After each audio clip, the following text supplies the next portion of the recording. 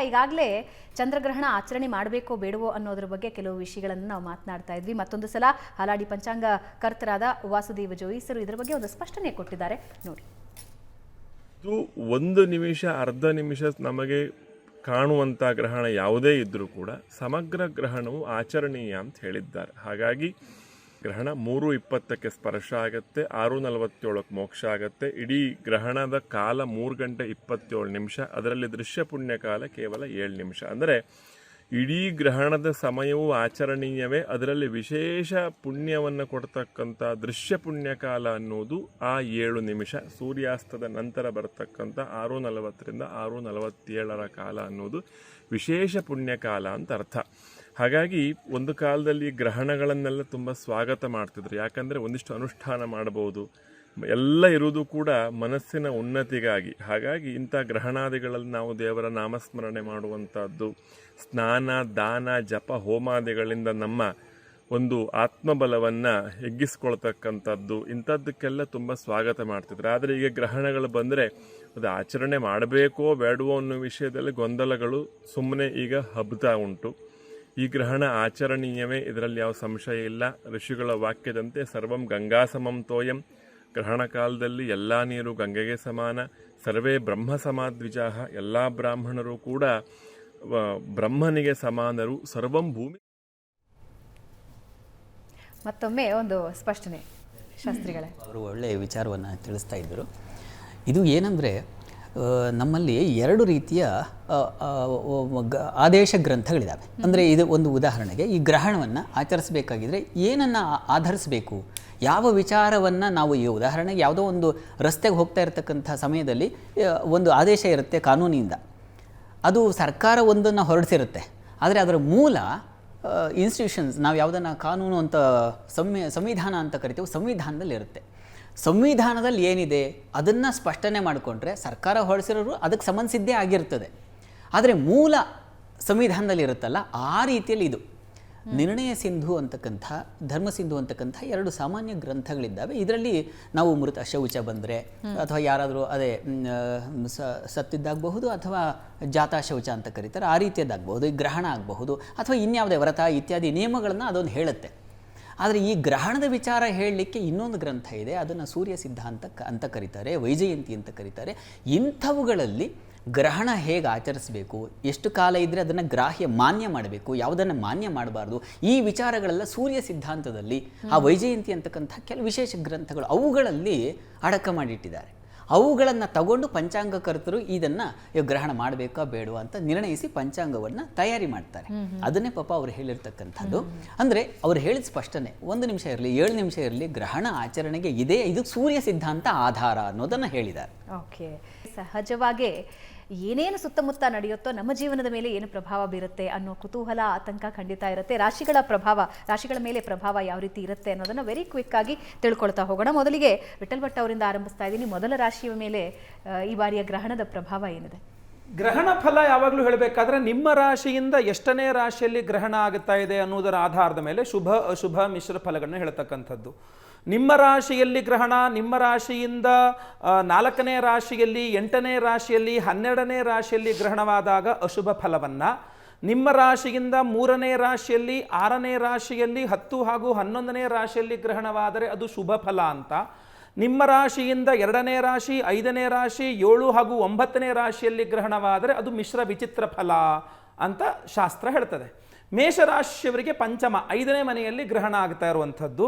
5ನೇ ಮನೆಯಲ್ಲಾದ್ರಿಂದ ಮಿಶ್ರ ವಿಚಿತ್ರ ಫಲ ಅಂತ ಹೇಳ್ತಾರೆ. ಚತುರ್ಥಾಧಿಪತಿ ಪಂಚಮದಲ್ಲಿ ಗ್ರಸ್ತನಾಗ್ತಾ ಇದ್ದಾನೆ. ಆದ್ದರಿಂದ ವಿದ್ಯಾರ್ಥಿಗಳು ಒಂದು ಸ್ವಲ್ಪ ವಿಶೇಷವಾದ ಹೆಚ್ಚಿನ ಕಾಳಜಿಯನ್ನು ವಿದ್ಯೆ ವಿಚಾರದಲ್ಲಿ ತೆಗೆದುಕೊಳ್ಬೇಕಾಗತ್ತೆ. ನಿಮ್ಮ ಮಕ್ಕಳೇನಾದರೂ ಮೇಷರಾಶಿಯವರಾಗಿದ್ದು ವಿದ್ಯಾರ್ಥಿಗಳಾಗಿದ್ದರೆ ಪೋಷಕರು ಕಾಳಜಿಯನ್ನು ವಹಿಸಬೇಕು, ಪರಿಹಾರಗಳನ್ನು ಮಾಡಿಕೊಳ್ಬೇಕಾಗ್ತದೆ. ಅದನ್ನು ಹೊರತುಪಡಿಸಿದರೆ ತಾಯಿಯ ವಿಚಾರವಾಗಿ ತಾಯಿಯ ಆರೋಗ್ಯದ ಬಗ್ಗೆಯೂ ಸ್ವಲ್ಪ ಕಾಳಜಿಯನ್ನು ವಹಿಸಬೇಕಾಗತ್ತೆ ಮೇಷರಾಶಿಯವರೆಲ್ಲರೂ ಸಹ. ಮೇಷರಾಶಿಯ ವಿವಾಹಿತ ಸ್ತ್ರೀಯರು ತವರು ಮನೆಯೊಟ್ಟಿಗೆ ಜಗಳ ಮನಸ್ತಾಪಗಳಾಗದಂತೆ ಸ್ವಲ್ಪ ಹೆಚ್ಚಿನ ಕಾಳಜಿಯನ್ನು ವಹಿಸಬೇಕಾಗತ್ತೆ. ಆಮೇಲೆ ಮಕ್ಕಳ ವಿಚಾರದಲ್ಲಿ ಸ್ವಲ್ಪ ಜಾಸ್ತಿ ಗಮನವನ್ನು ವಹಿಸಬೇಕಾಗತ್ತೆ. ಮಕ್ಕಳ ವಿಚಾರ ಅಂತಂದರೆ, ಈಗ ಮಕ್ಕಳು ದೊಡ್ಡಾಗಿರ್ತಾರೆ, ಮನೆಯಲ್ಲಿ ಮಕ್ಕಳು ಸ್ವಲ್ಪ ಎದುರುತ್ತರ ಕೊಡ್ತಾ ಇದ್ದಾರೆ, ಅಥವಾ ಮದುವೆ ಆಗಿದೆ ಮಗನಿಗೆ, ಮದುವೆ ಆಗಿದೆ ಮಗಳಿಗೆ, ಸೊ ಅವ್ರನ್ನ ಸ್ವಲ್ಪ ಅವ್ರು ಏನೇ ಸ್ವಲ್ಪ ವ್ಯತಿರಿಕ್ತವಾಗಿ ಉಲ್ಟಾ ಮಾತಾಡಿದ್ರು ಕೂಡ ಪೋಷಕರು ಸ್ವಲ್ಪ ಸಮಾಧಾನವಾಗಿ ಗ್ರಹಣ ಟೈಮ್ ಸರಿ ಇಲ್ಲ ಅಂದ್ಕೊಂಡು ಸುಮ್ಮನಾಗಬೇಕು, ದೊಡ್ಡ ಮಾಡ್ಲಿಕ್ಕೆ ಹೋಗಬಾರ್ದು ಗಲಾಟೆಗಳನ್ನು. ಇನ್ನೊಂದು 28 ಅಥವಾ 48 ದಿನಗಳ ಕಾಲ ಮೇಷರಾಶಿಯರು ಹೊಸದಾಗಿ ಏನನ್ನೋ ಶುರು ಮಾಡಿ ಹೊಸದಾಗಿ ದೊಡ್ಡ ದೊಡ್ಡ ಪ್ರಾಜೆಕ್ಟ್ಗಳು, ಇನ್ವೆಸ್ಟ್ಮೆಂಟ್ ಇತ್ಯಾದಿಗಳು ಮಾಡದೇ ಇದ್ರೆ ಉತ್ತಮ ಅಂತ ಅನಿಸ್ತಾ ಇದೆ. ಅದರ ಜೊತೆಗೆ ಮಾತಿನ ವಿಚಾರದಲ್ಲಿ ಎಚ್ಚರಿಕೆ ವಹಿಸಬೇಕು. ಭೂಮಿ ವಿಚಾರಗಳು, ಭೂಮಿ ಖರೀದಿ ಇರಬಹುದು, ಭೂಮಿ ಮಾರಾಟ ಇರಬಹುದು, ಭೂಮಿಯ ವಿಚಾರಗಳಲ್ಲೂ ಸಹ ಹೆಚ್ಚಿನ ಗಮನವನ್ನು ಕೊಡಬೇಕು. ಏನು ಮಾತಾಡ್ತೇವೆ, ಮಾತು ಕೊಡಬಾರ್ದು ಹೆಚ್ಚು. ನಾನು ಇದನ್ನು ಮಾಡ್ಕೊಡ್ತೀನಿ, ನಾನಿದ್ದೀನಿ, ನಾನು ನೋಡ್ಕೊಳ್ತೀನಿ, ಈ ಥರದ ವಿಚಾರಗಳನ್ನು ಈ ಥರ ಮೇಷರಾಶಿಯವರು ಮಾತಾಡಿದ್ರೆ ನೀವು ಮಾತು ಕೊಟ್ಟಂತೆ ನಡೆದುಕೊಳ್ಳೋದು ಕಸಿಬಿಸಿ ಆಗುತ್ತೆ, ಕಷ್ಟ ಆಗುತ್ತೆ, ಸ್ವಲ್ಪ ಕಿರಿಕಿರಿ ಆಗುತ್ತೆ. ಪರಿಹಾರಾದಿಗಳು ಮಾಡಿಕೊಂಡ್ರೆ ಒಳ್ಳೆಯದು. ಓಕೆ, ವೃಷಭ ರಾಶಿ. ಈಗ ತಾನೇ ಹೇಳಿದ್ರು ಅವರ ರಾಶಿಯಿಂದ 4ನೇ ಮನೆಯಲ್ಲಿ ಗ್ರಹಣ ಆದರೆ ಅದು ಕಂಟಕ ಸ್ವಲ್ಪ ಅಂತ. ವೃಷಭ ರಾಶಿಯವರಿಗೆ ಇದೆ ನೋಡಿ, ವೃಷಭ ರಾಶಿಯವರ 4ನೇ ಮನೆಯಲ್ಲಿ ಆಗ್ತಾ ಇದೆ ಈ ಒಂದು ಗ್ರಹಣ. ಈ ಕಾರಣದಿಂದಾಗಿ ವೃಷಭ ರಾಶಿಯವರು ಬಹಳ ಎಚ್ಚರಿಕೆಯಿಂದ ಇರಬೇಕು. ಮುಖ್ಯವಾಗಿ ಅದು ಸುಖ ಸ್ಥಾನ, ಚತುರ್ಥ ಸ್ಥಾನವನ್ನು ಭೂಸ್ಥಾನ ಅಂತ ಕರೀತಾರೆ, ವಾಹನ ಸ್ಥಾನ ಅಂತಾರೆ, ಸುಖ ಸ್ಥಾನ ಅಂತಾರೆ. ಈ ವಿಚಾರಗಳಲ್ಲೆಲ್ಲ ಅವರಿಗೆ ತುಂಬ ಹಿಂಸೆ ಆಗುತ್ತೆ. ತಾಯಿ ಜೊತೆಗೆ ಬಾಂಧವ್ಯಗಳು ಹಾಳಾಗ್ಬಿಡುತ್ತೆ, ಮಕ್ಕಳು ತಾಯಿಗಳಿಗೆ ಆಗೋದಿಲ್ಲ, ಟಗ್ ಆಫ್ ವಾರ್ ಅಂತೀವಲ್ಲ ಆ ರೀತಿಯಲ್ಲಿ. ಅದು ಚತುರ್ಥ ಸ್ಥಾನ ಪ್ರಯಾಣ ಸ್ಥಾನವೂ ಹೌದು. ಹೀಗಾಗಿ ರೋಡ್ ರೇಜಸ್ ಅಂತೀವಲ್ಲ, ರಸ್ತೆಯಲ್ಲೇ ದೊಡ್ಡ ಗಲಾಟೆ ಘರ್ಷಣೆಗಳು ಆಗ್ಬಿಡುತ್ತೆ, ಮತ್ತು ಅಲ್ಲೇ ಹೊಡೆದಾಟ ಮತ್ತು ಅದನ್ನೆಲ್ಲರಿಗೂ ಪೊಲೀಸ್ ಕಂಪ್ಲೇಂಟ್ ಮತ್ತೊಂದು ಈ ರೀತಿಯ ಸಾಧ್ಯತೆಗಳು. ಭೂ ವ್ಯವಹಾರ, ಭೂಸ್ಥಾನ ಅದು. ಹೀಗಾಗಿ ರಿಯಲ್ ಎಸ್ಟೇಟ್ ಉದ್ಯಮದಲ್ಲಿ ಇರ್ತಕ್ಕಂಥವ್ರು ಬಹಳ ಎಚ್ಚರಿಕೆಯಿಂದ ಇರಬೇಕು. ಅಪಘಾತಗಳು, ಪ್ರಾಣಾಪಾಯ ಆಗ್ತಕ್ಕಂತಹ ಸಾಧ್ಯತೆಗಳನ್ನು ಸೂಚಿಸ್ತಾ ಇದೆ.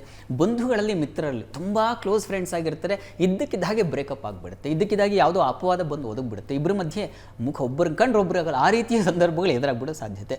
ಮುಖ್ಯವಾಗಿ ನಮ್ಮ ರಾಜರನ್ನು ಗಮನಿಸ್ಕೊಂಡ್ರೆ, ನಮ್ಮ ನಾಯಕರನ್ನ ಯಾರು ನಮ್ಮ ಡಿ.ಕೆ. ಶಿವಕುಮಾರ್ ಅವರು ಬಹಳ ಮುಖ್ಯವಾಗಿ ಅವ್ರದ್ದು ವೃಷಭ ರಾಶಿನೇ ಬಹಳ ಎಚ್ಚರಿಕೆಯಿಂದ ಇರಬೇಕು ಅನ್ನೋದನ್ನು ಈ ಸಂದರ್ಭದಲ್ಲಿ ನಾವು ಗಮನಿಸ್ಕೊಳ್ಬಹುದು. ಈ ರೀತಿಯಲ್ಲಿ ಚತುರ್ಥ ಸ್ಥಾನ ಸುಖ ಸ್ಥಾನ, ಸುಖಹಾನಿ ಅಂತ ನೆಮ್ಮದಿ ಹಾಳಾಗ್ಬಿಡುತ್ತೆ ಬಹಳ ಮುಖ್ಯವಾಗಿ. ಮತ್ತು ವನ ಪ್ರದೇಶಗಳಲ್ಲಿ, ಅದು ವನ ರಾಶಿ ಸಿಂಹ ಅಂತಕ್ಕಂಥದ್ದು, ಹೀಗಾಗಿ ಅಲ್ಲಿ ಏನಾದರೂ ತೊಂದರೆಗಳು, ವನಕ್ಕೆ ಬೆಂಕಿ ಬಿಡ್ಬಿಡ್ತಕ್ಕಂಥದ್ದು, ಆ ಸಂದರ್ಭಗಳು ಕೂಡ ಉಂಟಾಗ್ತಕ್ಕಂಥ ಸಾಧ್ಯತೆ. ರಾಜಸ್ಥಾನ ಅದು, ಹೀಗಾಗಿ ರಾಜರಿಗೆ ಅಂದರೆ ನಾಯಕರುಗಳಿಗೆ ತೊಂದರೆಗಳು ಉಂಟಾಗುವ ಸಾಧ್ಯತೆಯನ್ನು ಸೂಚಿಸ್ತಾ ಇದೆ. ಆಚಾರ್ಯರೇ, ಮಿಥುನ ರಾಶಿ. ಮಿಥುನ ರಾಶಿಯಿಂದ 3ನೇ ರಾಶಿಯಲ್ಲಿ ಗ್ರಹಣ ಸಂಭವಿಸ್ತಾ ಇದೆ. ಇದು ಉತ್ತಮವಾದಂತಹ ಅತ್ಯಂತ ಶುಭ ಫಲನೇ ಇದೆ. ಮಿಥುನ ರಾಶಿಯವರಿಗೆಲ್ಲರಿಗೂ ಕೂಡ ಒಂದು ಏನಾಗಿತ್ತು ಅಂದರೆ, ಇವಾಗ ಇಷ್ಟೊತ್ತವರೆಗೂ ಹೇಳಿದ್ರಲ್ಲ, ಸ್ನೇಹದಲ್ಲಿ ಅಡಚಣೆಗಳು, ಸ್ನೇಹಿತರಲ್ಲಿ ಒಳ್ಳೆ ಭಿನ್ನಾಭಿಪ್ರಾಯಗಳೆಲ್ಲ ಬರೋದು, ಹಳೇದು ಯಾವುದಾದ್ರೂ ಹೀಗಾಗಿದ್ದರೆ ಗ್ರಹಣ ನಂತರದಲ್ಲಿ ಅದೆಲ್ಲ ಉತ್ತಮ ಆಗ್ತಾ ಹೋಗುತ್ತೆ. ವಿಶೇಷವಾಗಿ ಎಲ್ಲ ಸಂಬಂಧಗಳು ಬೆಸೀತಕ್ಕಂತಹದ್ದು. ನಾವು ಯಾವಾಗಲೂ ಹೇಳ್ತಿರ್ತೀವಿ, ಒಳ್ಳೆಯ ಸದಭಿವೃದ್ಧಿಯೊಂದಿಗೆ ಒಳ್ಳೆಯ ವಿಧವಾದಕ್ಕಂತಹ ಗ್ರೋತನ್ನು ಹೊಂದತಕ್ಕಂಥದ್ದು, ಅಭಿವೃದ್ಧಿಯೂ ಆಗ್ತಾ ಇದೆ, ಸ್ಥಾನ ಪಲ್ಲಟ ಕೂಡ ಆಗ್ತಕ್ಕಂಥ ಸಾಧ್ಯತೆಗಳು. ಅದು ಯಾವುದು ಕೂಡ ಡಿಕ್ರೀಸ್ ಆಗಿ ಅಲ್ಲ, ಏನೋ ತೊಂದರೆ ಆಗಿ ಅವ್ರಿಗೆ ಪನಿಷ್ಮೆಂಟ್ ಟ್ರಾನ್ಸ್ಫರ್ಸ್ ಅಲ್ಲ, ಕಿಂತು ಪ್ರಮೋಷನ್ಸ್ ಆಗಿ ಎಲ್ಲ ಅನುಕೂಲತೆಗಳೇ ಆಗ್ತಕ್ಕಂಥ ಪ್ರಸಂಗಗಳು ಹೆಚ್ಚಿಗೆ ಇರ್ತದೆ. ಎಲ್ಲರೂ ಶ್ರಮ ಪಡಲೇಬೇಕು. ಅದರಲ್ಲಿ ಕೂಡ ಇವರು ಪಟ್ಟಿರುವ ಶ್ರಮಕ್ಕೆ ಈಗ ವಿಶೇಷವಾದಂತಹ ಸ್ಥಾನಮಾನ, ಕೀರ್ತಿ, ಗೌರವ, ಲಾಭಗಳೆಲ್ಲ ಸುಲಭವಾಗಿ ಪಡೆದುಕೊಳ್ಳೋದಕ್ಕೆ ಅವಕಾಶ ಮಿಥುನ ರಾಶಿಯವರಿಗಿದೆ. ಅದಲ್ಲದೆ ಏನಾದರೂ ಕೂಡ ವ್ಯವಹಾರ ವ್ಯಾಪಾರಗಳನ್ನು ಮಾಡಬೇಕಾದ್ರೆ, ಎಷ್ಟೋ ಜನ ಬಿಸ್ನೆಸ್ ಮ್ಯಾನ್ ಆಗಿರ್ತಾರೆ, ಆ ಬಿಸ್ನೆಸ್ ಮ್ಯಾನ್ ಆದವ್ರಿಗೂ ಕೂಡ ವಿಶೇಷವಾದಂತಹ ಅನುಕೂಲಗಳು, ವ್ಯವಹಾರದಲ್ಲಿ ವಿಶೇಷವಾಗಿ ಅನುಕೂಲತೆಗಳೆಲ್ಲ ಆಗುತ್ತೆ. ಅದಾದ ನಂತರದಲ್ಲಿ ನಾವು ನೋಡ್ತಕ್ಕಂಥದ್ದಾದರೆ, ಇವರಿಗೆ ಯಾರಾದರೂ ಉನ್ನತ ವ್ಯಾಸಂಗಗಳನ್ನು ಮಾಡ್ತಕ್ಕಂಥವ್ರು ಇದ್ದರೆ ಅವ್ರಿಗೂ ಕೂಡ ಒಂದು ವಿಶೇಷವಾದಂತಹ ಕಾಲ ಎಂಬುದಾಗಿ ಇದನ್ನು ನಾವು ಅರ್ಥ ಮಾಡಿಕೊಳ್ಳಬೇಕು. ಉಳಿದಿದ್ದೆಲ್ಲ ಅತ್ಯುತ್ತಮವಾಗಿಯೇ ಇದೆ. ಹೆಚ್ಚಿನ ಕೆಲವೊಂದಿಷ್ಟು ಅನುಕೂಲತೆಗಳಿಗಾಗಿ ಇವರು ಮುಖ್ಯಪ್ರಾಣನ ಆಂಜನೇಯನ ಒಂದು ಸ್ಮರಣೆ ಇತ್ಯಾದಿಗಳನ್ನೆಲ್ಲ ಮಾಡೋದ್ರಿಂದ ಏನು ಆಗಬೇಕು, ಅವ್ರಿಗೇನು ಪ್ರಾಪ್ತಿ ಇದೆಯೋ ಅದನ್ನು ಹೆಚ್ಚಿಗೆ ಪಡೆದುಕೊಳ್ಳೋದಕ್ಕೆ ವಿಶೇಷವಾಗಿ ಸಾಧ್ಯ ಆಗುತ್ತೆ. ಆ ನಿಟ್ಟಿನಲ್ಲಿ ನಾವು ನೋಡ್ತಕ್ಕಂಥದ್ದಾದರೆ, ಆಂಜನೇಯನನ್ನು ಅಸಾಧ್ಯ ಸಾಧಕ ಸ್ವಾಮಿನ್ ಅಸಾಧ್ಯಂ ತವ ಕಿಮ್ಮೋದ ರಾಮದೂತ ಕೃಪಾ ಸಿಂಧೋ ಮತ್ಕಾರ್ಯಂ ಸಾಧಯ ಪ್ರಭು ಎಂಬುದಾಗಿ ನಾವು ಸ್ಮರಣೆ ಮಾಡೋದ್ರಿಂದ ವಿಶೇಷವಾದಂಥ ಅನುಕೂಲತೆಗಳನ್ನು ಕಾಣಬಹುದು. ಮುಂದೆ ವಿಠಲ್ ಭಟ್ರೆ, ಕಟಕ ರಾಶಿ. ಕರ್ಕಾಟಕ ರಾಶಿಯವರಿಗೆ ಅವರ ರಾಶಿಯಿಂದ 2ನೇ ರಾಶಿಯಲ್ಲಿ ಗ್ರಹಣ ಆದ್ದರಿಂದ ಅವರಿಗೆ ಮಿಶ್ರ ವಿಚಿತ್ರ ಫಲ ಅಂತ ಹೇಳಿ. ಆದರೆ ನಾನು ಯಾವಾಗಲೂ ಒಂದು ಹೇಳ್ತೇನೆ, ಸಿಂಹರಾಶಿಯವರಿಗೆ ಸೂರ್ಯಗ್ರಹಣ, ಆಮೇಲೆ ಕರ್ಕಾಟಕ ರಾಶಿಯವರಿಗೆ ಚಂದ್ರಗ್ರಹಣ ಶುಭ ಫಲ ಆಗ್ಲಿಕ್ಕೆ ಸಾಧ್ಯನೇ ಇಲ್ಲ ಅಂತ. ಯಾಕೆಂದರೆ ರಾಶ್ಯಾಧಿಪತಿಯೇ ಗ್ರಸ್ತನಾಗ್ತಾ ಇರ್ತಾನೆ. ಇಲ್ಲಿ ಮಿಶ್ರ ಇರಲಿ, ಶುಭ ಇರಲಿ, ಯಾವುದೇ ಇರಲಿ, ಅಶುಭವೇ ಸಾಧ್ಯತೆಗಳು ಜಾಸ್ತಿ ಇರುತ್ತೆ. ಕರ್ಕಾಟಕ ರಾಶಿಯವರಿಗೆ ದ್ವಿತೀಯದಲ್ಲಿ ಗ್ರಹಣ ಮಿಶ್ರ ಫಲ ಅಂತ ಶಾಸ್ತ್ರದಲ್ಲಿ ಹೇಳಿದ್ರು. ರಾಶ್ಯಾಧಿಪತಿಯೇ ಗ್ರಸ್ತನಾಗ್ತಿರೋದ್ರಿಂದ ಆರೋಗ್ಯದ ವಿಚಾರದಲ್ಲಿ ಗಮನ ಹರಿಸಬೇಕು. ಮಾನಸಿಕವಾಗಿ ಸ್ವಲ್ಪ ಡಿಪ್ರೆಷನ್ಗೆ ಹೋಗುವ ಸಾಧ್ಯತೆ. ಸಾಮಾನ್ಯವಾಗಿ ಕರ್ಕಾಟಕ ರಾಶಿಯವರು ಅಸಾಧ್ಯ ಡಿಪ್ರೆಷನ್ಗೆ ಹೋಗೋದು, ಅವರು ಯಾವುದೇ ಕಾರಣಕ್ಕೂ ಹೋಗಲ್ಲ, ಅವರು ಮಾನಸಿಕ ಬಹಳ ಸ್ಟ್ರೆಂತ್ ಅವ್ರದ್ದು. ಆದರೂ ಈ ಗ್ರಹಣ ದುಷ್ಪ್ರಭಾವ ಎಲ್ಲೋ ಒಂಟಿತನ ಕಾಡ್ತಕ್ಕಂಥದ್ದು, ನನಗೆ ಯಾರೂ ಇಲ್ಲ ಅನ್ನುವಂಥ ಭಾವನೆ, ಇದೆಲ್ಲ ಬಂದು ಸ್ವಲ್ಪ ದಿವಸಗಳು ಸ್ವಲ್ಪ ಸೈಲೆಂಟ್ ಆಗಿರೋ ಪ್ರಯತ್ನಗಳು, ಒಬ್ಬರೇ ರೂಮಲ್ಲಿರೋ ಪ್ರಯತ್ನಗಳು ಮಾಡ್ಬೋದು. ಅದನ್ನು ಹೊರತುಪಡಿಸಿ ಆರೋಗ್ಯದ ವಿಚಾರ ಗಮನಿಸಬೇಕು. ಇಂಪಾರ್ಟೆಂಟ್ ಏನಂದರೆ ದುಡ್ಡು, ಧನಸ್ಥಾನದಲ್ಲಿಯೇ ಗ್ರಹಣ ಆಗ್ತಾ ಇರೋದ್ರಿಂದಾಗಿ ಹಣಕಾಸಿನ ವಿಚಾರವಾಗಿ ತುಂಬ ಕಿರಿಕಿರಿ ಆಗುತ್ತೆ. ಅವ್ರದ್ದೇ ದುಡ್ಡು ಅವ್ರಿಗೆ ಸಿಗ್ತಾ ಇರೋದಿಲ್ಲ, ಅವ್ರಿಗೆ ಬರಬೇಕಾದ ದುಡ್ಡೇ ಬರ್ತಾ ಇಲ್ಲ, ಗಲಾಟೆ ಮಾಡಿ ಕಿತ್ಕೊಳ್ಳೋಕ್ಕೆ ತುಂಬ ಬೇಕಾದವರಾಗಿರ್ತಾರೆ, ಬಿಟ್ಟರೆ ಹೋಗ್ಬಿಡುತ್ತೆ ದುಡ್ಡು, ಒಂಥರ ಬಿಸಿ ತುಪ್ಪ ಆಗಿಬಿಡುತ್ತೆ ಅವರಿಗೆ. ಸೊ ಹಣಕಾಸಿನ ವಿಚಾರ ತುಂಬ ಕಿರಿಕಿರಿ ಅನಿಸುತ್ತೆ. ಆಮೇಲೆ ಫ್ಯಾಮಿಲಿ ಮ್ಯಾಟರ್ಸ್, ಕುಟುಂಬದಲ್ಲಿ ಗಲಾಟೆ, ಮನೆಯಲ್ಲಿ ಗಲಾಟೆ, ಯಾರ ಹತ್ರ ಹೋಗಿ ಹೊರಗಡೆ ಗಲಾಟೆ ಮಾಡೋದಲ್ಲ, ಮನೆಯಲ್ಲೇ ಯಾರ ಹತ್ರ ಹೆಂಗೆ ಗಲಾಟೆ ಮಾಡಲಿ ಇಷ್ಟು ಜನ ಅಂತ ಅನ್ನೋತ್ರಿ, ಮನೆಯಲ್ಲಿ ಗಲಾಟೆ ವಾತಾವರಣ, ಹಣಕಾಸಿನ ವಿಚಾರದಲ್ಲಿ ಕಿರಿಕಿರಿ, ಆರೋಗ್ಯದಲ್ಲಿ ಸ್ವಲ್ಪ ಸಮಸ್ಯೆ ಆಗ್ತಕ್ಕಂಥದ್ದು. ಆಮೇಲೆ ಗ್ರಸ್ತ ಚಂದ್ರನ ಪೂರ್ಣ ದೃಷ್ಟಿ ಕರ್ಕದ ಅಷ್ಟಮಕ್ಕೆ ಇರ್ತದೆ, ಅಂದ್ರೆ ಮಾಂಗಲ್ಯ ಸ್ಥಾನ. ವಿವಾಹಿತ ಕರ್ಕಾಟಕ ರಾಶಿಯ ಸ್ತ್ರೀಯರು ಯಜಮಾನರ ಆರೋಗ್ಯದ ಬಗ್ಗೆಯೂ ಸ್ವಲ್ಪ ಹೆಚ್ಚಿನ ಕಾಳಜಿ ವಹಿಸಬೇಕಾದಂತಹ ಪರಿಸ್ಥಿತಿ.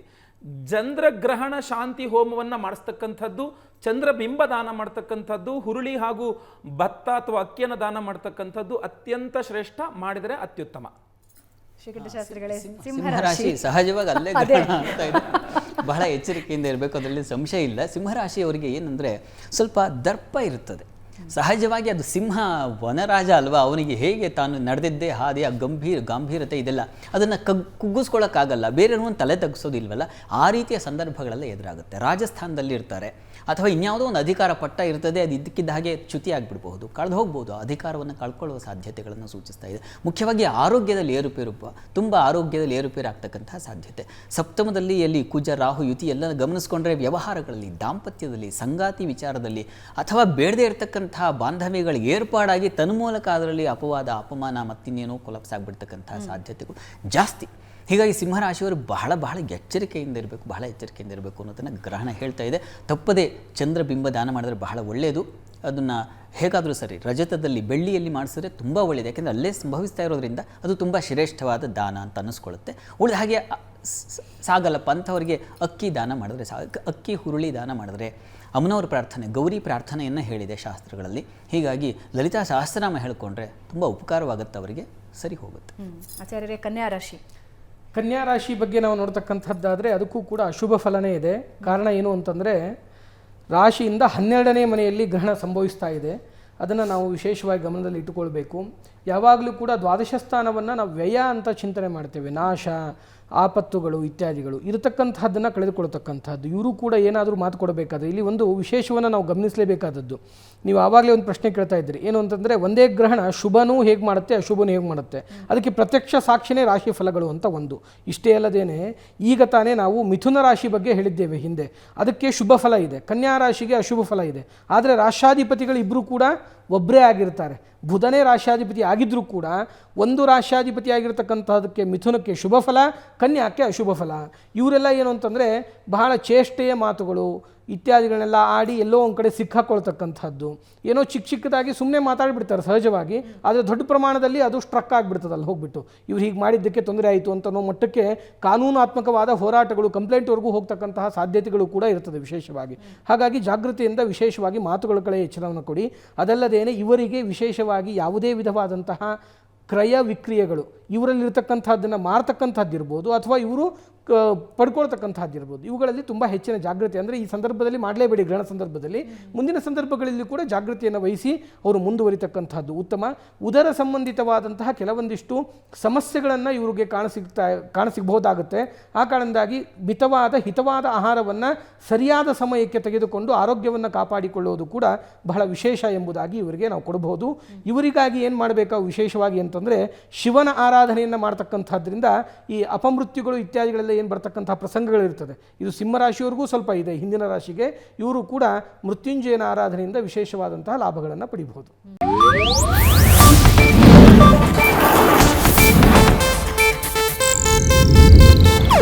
ಇದು ಏಷ್ಯಾನೆಟ್ ನ್ಯೂಸ್ ನೆಟ್ವರ್ಕ್ ಪ್ರಸ್ತುತಿ.